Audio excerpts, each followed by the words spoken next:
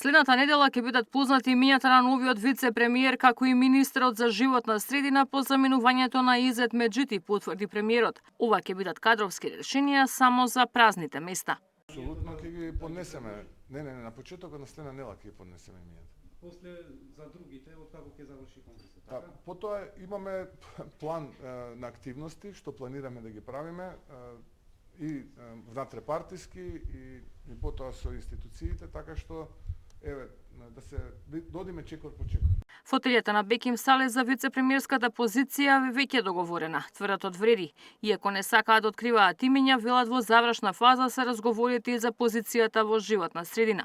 Уште немаме конечен расход од тоа, се знае дека само прв заменик премиер ќе биде Беким Сали, но како ќе го изведеме тоа, уште сме во преговори, во последната фаза од овие преговори, набрзо ќе бидете запознаени. Само за празните позиции ќе има имиња, инаку и премиерот најави дека реконструкција ќе има во првото тримесечие од наредната година.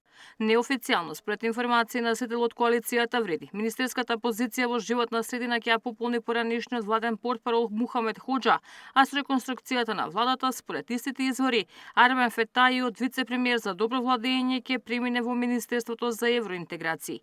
И покрај условувањата и барањата кои ги испорача Зијадин Села за евентуално влегување во влада и зголемување на парламентарното мнозинство, премиерот Мицкоски не гледа потреба од нов коалиционен партнер, ниту пак ја разбира тезата за блокада на реформски закони со Бадентерово мнозинство.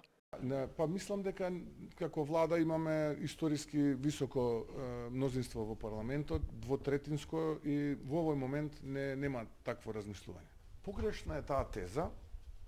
Ако се тие реформски закони, тогаш јас не гледам причина зошто пратениците во парламентот не би поддржале реформски закони. Навистина не ја гледам причината зошто, ако е нешто реформско и добро, нели сите сме за Европа. Тогаш треба сите да поддржиме реформски закон кој што го поддржала Европската комисија. Доколку владиното мнозинство носи закони кои што се антиевропски, антиреформски, етноцентрични, тогаш би ја прифатил таа теза во ред, затоа е алатката Бадентер.